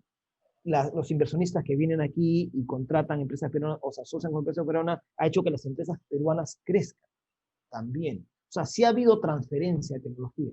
¿Y cómo es trabajando, haciendo proyectos? Más bien, si digamos, uno podría decir, no, que no vengan empresas extranjeras y nosotros aprendamos. Bueno, ese sistema se ha probado en América y no ha caminado. Y ya lo hemos vivido en los años 60 o 50. Cerrarse a lo extranjero, vivir con lo nuestro y terminamos lamentablemente manteniendo una clase empresarial que vive de rentar y siempre de la milicia. Eso no es bueno. ¿Cómo podemos promocionar? La transferencia es básicamente promover que haya asociación entre los extranjeros y los peruanos y haya competencia. Eso, ¿no? A decirlo en términos futboleros, lo mismo que has dicho, pero en términos futboleros. Fíjate España. ¿No? España tenía las mismas restricciones que ahora, ¿no? De que nosotros que no puedes poner a muchos extranjeros, ¿no? Porque si no me quitan puntos, que no sé qué. Y España no progresaba mucho en fútbol. Cuando hubo la Unión Europea, ¿no? Y todo se consideraba, o sea, podía entrar varios extranjeros, pero no los consideraba como extranjeros. ¿Qué pasó con el fútbol español? Llegó a ser campeón del mundo. O sea, adquirió, o sea, no es que perdieron, ganaron, aprendieron. O sea, ellos sabían que tenían que ser competitivos. Esto nos está pasando, por ejemplo, en carreteras. Esto lo va a ser bien claro. Antes no hacían mantenimiento en ninguna carretera. Cuando las APP comenzaron o sea, se comieron el 40% de la red vial nacional, ¿qué pasó? Provida dijo, uy, yo tengo que ser eficiente y comenzó a hacer sus programas de conservación por niveles de servicio, a hacer proyectos, pero comenzó a mantenerla. O sea, te mejora. Cuando tienes esto, vas aprendiendo y vas mejorando. Hay otra pregunta, la incorporación de los PMO, los Project Management Office, Oficinas de Gestión de Proyectos, en la normativa actual en todo proceso de APP es un acierto. ¿Cuáles son los puntos débiles de la actual normativa de APP? A ver, comencemos a ver. Voy a comenzar diciendo, yo amo los PMOs, o sea, me gustan todo, pero tengamos mucho cuidado porque a raíz de Panamericanos, o Panamericanos ha sido un super éxito, sí, pero no es un éxito tan replicable, ¿no? Primero dijeron allá, como Panamericanos es un éxito, voy a poner PMO a todo el mundo y todo va a ser un éxito. Eso es falso. Por ejemplo, hay dos PMOs que se han hecho acá. Está Panamericanos, que fue un éxito, y está la refinería Talara, que nadie me puede decir que es un éxito. Talara es el mamarracho más grande del mundo, algo que ni siquiera se debió hacer. Y para colmo, con un crecimiento de presupuesto de 800 a más de 5.000, 6.000 millones de dólares. O sea, es un despilfarro brutal. O sea, y eso tiene un PMO. Ojo, tiene un PMO. O sea, no es que el PMO no, falso. Totalmente falso. Es como que el G2G te ayuda, sí. Pero es el G2G de la solución. Lo que pasa es que ahorita estamos viendo Panamericanos. Donde hemos visto que han habido 1.000 procesos donde han sido cuestionados los G2G. Justamente por lo que no pasan por los controles. O sea, no es cierto que vas a replicarse. Panamericano fue un caso muy particular, que comenzó, o sea, comencemos por lo más importante, tuvo apoyo político, desde arriba del presidente hasta abajo. O sea, y eso no lo vas a replicar en 1.000 o 2.000 proyectos que necesitas sacar al año, ¿no? Dos, tuvo una ley propia y no vas a sacar una ley por cada uno. Tres, tienes el G2G, no puedes exonerar a todos los proyectos de por el G2G. Tuvo un PMO. Es más, por inversión era un PMO, si consideras como proyecto, solo sacar el contrato. Porque actuaba como, era justamente ese ente especializado que te amarraba todos los componentes, ¿no? Con un objetivo bien claro. Entonces, era súper eficiente, y más bien lo estamos perdiendo, ¿no? La ley, o sea, te permite el uso de PMO para obra pública, o sea, en APP no está prohibido, ¿no? Pero tampoco usted que esté obligado, ¿eh? Entonces, estos temas son buenos. El BIM también, el BIM lo hemos usado, o sea, Eduardo lo conoce, lo hemos usado en Banco de la Nación, lo hemos usado. Soy amante del BIM, pero no te soluciona un problema contractual para nada. O sea, eso está más en el campo del constructor, o sea, estoy siendo más eficiente en mi construcción. Nada más, o sea, te ayuda a las herramientas colaborativas, sí, pero nada más. Otra cosa que ayudó en Panamericanos es que Panamericanos tenía un deadline muy marcado. O sea, y si no cumplías con ese deadline, se te caía todo. Entonces eso, por ejemplo, ha hecho que Contraloría se suavice, por así decirlo. Contraloría hubo un momento que hasta paralizó la obra. ¿Por qué? Porque dijo, no, hacer ese fast track, ¿no? Que justamente por eso se hizo el BIM, para que se pueda ir haciendo ingeniería, digamos, hacer ingeniería, por decirlo en sencillo. Hacer ingeniería del primer piso, ¿no? Una vez que has terminado la ingeniería del primer piso, vas construyendo el primer piso, ¿no? Mientras vas haciendo una ingeniería del segundo, ¿no? Eso te permite justamente el BIM, ¿no? Hacer estos fast tracks, ¿no? O sea, no necesitas terminar todo el estudio para recién comenzar, ¿no? Tiene el inconveniente, por así decirlo, de que no vas a saber el precio real hasta que termine. Entonces, el contrato dijo, no, no pueden hacer eso. Y cuando ya está el contrato firmado con todo, ¿no? Entonces, tuvo que ser, porque al final era, o aceptas esto o se cae todo. Y vamos a hacer el papelón más grande del mundo de no poder terminar la obra, ¿no? En el plazo para los panamericanos. Entonces, eso ayudó. O sea, hubo muchos factores que son peculiares, pero a nosotros o sea, nos gusta un caso particular, ¿no? Lo generalizamos, ¿no? Es como, vino la Padula, entonces Perú hace campeón mundial, ¿no? Pues tampoco, ¿no? meter una pateadura. Esa es la verdad, ¿no? La Padula es un buen jugador, es un muy buen jugador, sí. Eso no implica que te va a solucionar el problema. No tenemos que pensar distinto, ¿no? Entonces, hay algo que sí está muy, aunque ya, bueno, ya ha pasado buen tiempo, Juan, es pensar en que todo se puede diseñar y que la realidad se construye en gabinete, ¿no? Y estoy hablando de los contratos modelos que se estaban sacando, ¿no? Se ha contratado una consultoría para hacer contratos modelos. Lo socializaron muy bien, por inversión transparente en eso. La verdad que yo, fui de los pocos que a su costo, digamos, y a sus horas de sueño, se leyó la gran parte del contrato. Yo le encontré más o menos 65 fallas graves. Y participé y se las envié a Proinversión, nunca me llamaron, pero muchas empresas hicieron eso, ¿no? Hay cosas como que, fallas como que, y justo yo hablaba del tema de expropiaciones. Te dicen, mira, el terreno te lo entrego, tal como está. Tú haces la defensa posesoria, tú eres responsable y asume los riesgos de invasiones, los riesgos políticos, los riesgos de interferencia, y si en todo caso quieres reclamar y qué sé yo, y hay un evento importante que te impide manejar las cosas, hay una suspensión de obligaciones. Entonces tú tienes que, para dispararte y gastar en tus ingenieros, los alquileres de equipos, los costos financieros de un fideicomiso que tienen en una cuenta $1.000 millones, y esos costos no te los reconocen nada. El Estado te dice, suspensión sin reconocimiento de costos. Tiene cosas de ese tipo. Hemos hecho muchas sugerencias, varios bufetes de abogados, varios profesionales independientes, varias empresas constructoras, varias empresas financieras, bancos importantes, locales, extranjeros, pero sigue allí ese proceso. Entonces, estamos cada vez haciendo más normas, más leyes, más normas, más leyes, y uno decía, ¿cómo puede mejorar? Bueno, la verdad, básicamente la verdad es, bueno, es un extremo legal, seguramente un abogado mirar, no, anular toda la legislación de los últimos 5 años, coger la anterior y corregir las mejoras que sí necesitaba. Pero ya estaba bastante bien hecha. Y con eso fluir. Hacer las cosas más eficientes, modernizarla, porque hay que modernizarla, meter algunos de los componentes de gestión, qué sé yo. La institucionalidad es importante. Y algo muy importante, Proinversión no es el ente rector del sistema de promoción de inversión privada. No, ya no es. Encima de ellos tienen una oficina de un ministerio, de un viceministerio, que es el que regula todo. Debería dársele de nuevo el rol a Proinversión de estructurar las cosas. Si dentro de estos 8 o 10 años no han encontrado, digamos, 5 años de la corrupción, no han encontrado culpa en eso, no han encontrado falla en eso, no han encontrado faltas demostrables en los contratos que hayan favorecido y que hayan perjudicado, algo bueno habrán hecho, porque ha habido muchas investigaciones. En el caso de las interoceánicas son 15 años de investigación. Sí. Ahora, claro, esta es la interoceánica, esta es la adjudicación. ¿Qué pasó?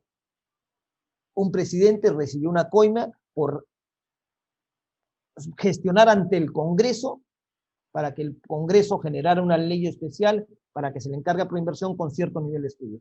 Proinversión adjudicó, y después de la adjudicación, durante la construcción, han habido algunos adicionales de obra. Allá, en la construcción, Proinversión no tiene nada que ver con la construcción. Un contrato bien armado, una modelación económico-financiera bien. Se creó un modelo de financiamiento de infraestructura que la verdad que consigue costos muy baratos, pero todo estuvo bien allí.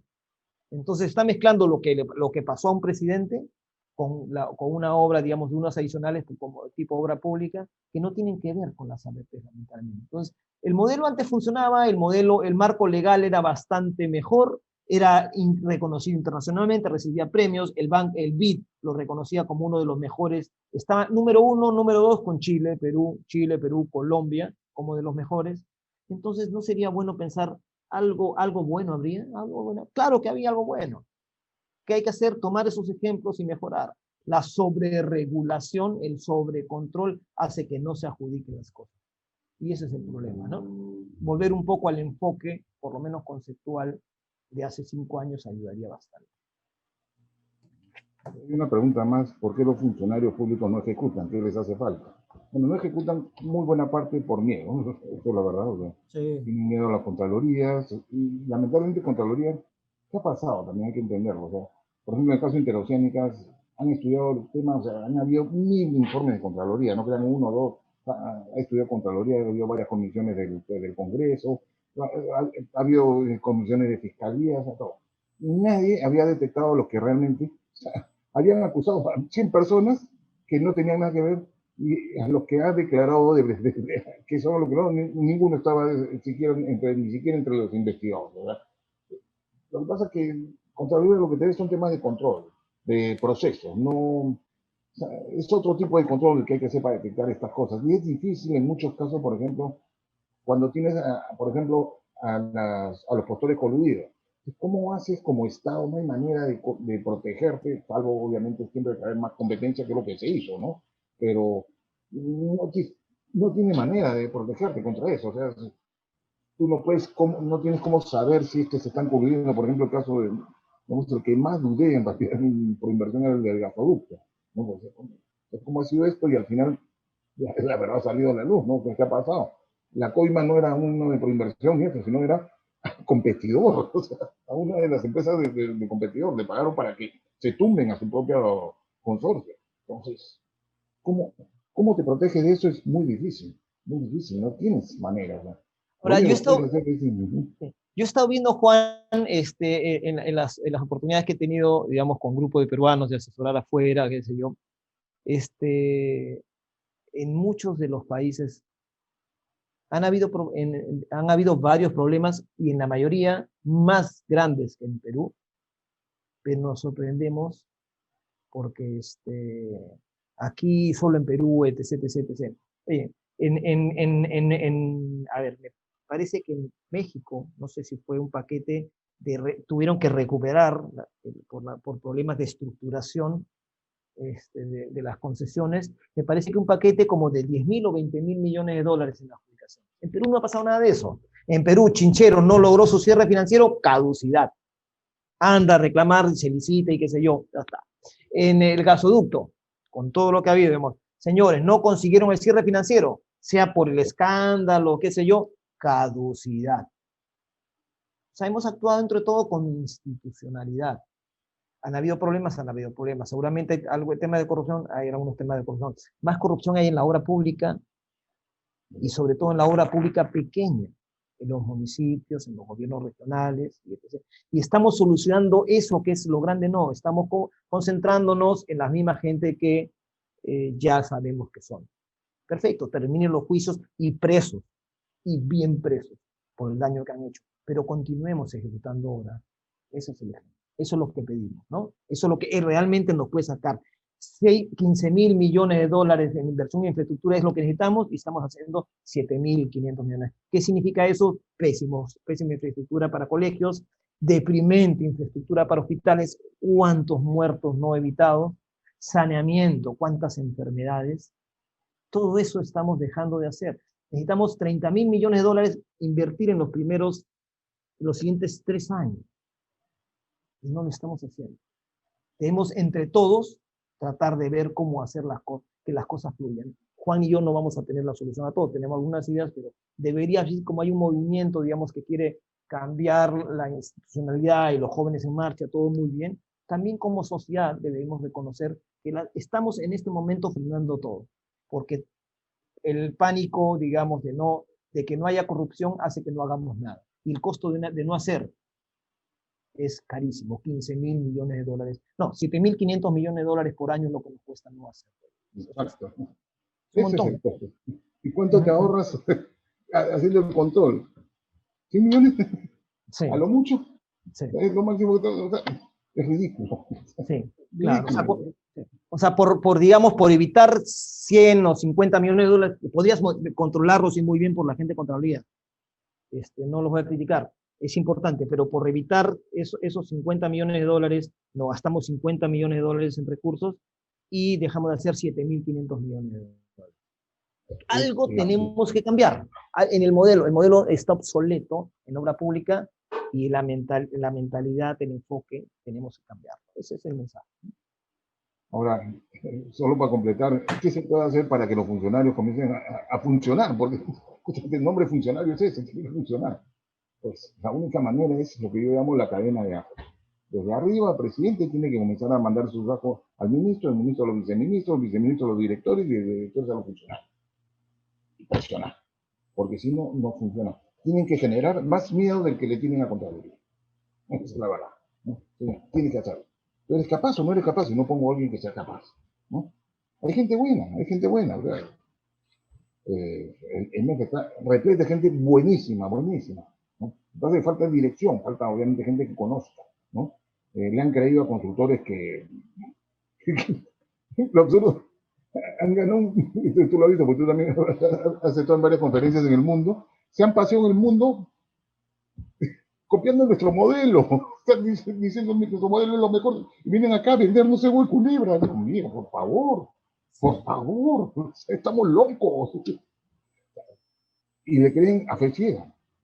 Y seguimos en el problema, o sea, cada vez es peor, Las siguientes soluciones que están poniendo van a ser peores que las que tenían ahora. O sea, si ya le habían hecho paupermo, o sea, es más, superaron mi nivel de paupermo, porque incrementar 50% de costo y reducir el 94% de la producción, pues, o sea, disculpen, o sea, si alguien me va a un director y me dice, oye, ¿sabes qué? Te voy a mejorar todo y voy a reducir, te voy a reducir el 94% de efectividad y te voy a hacer que te cueste más.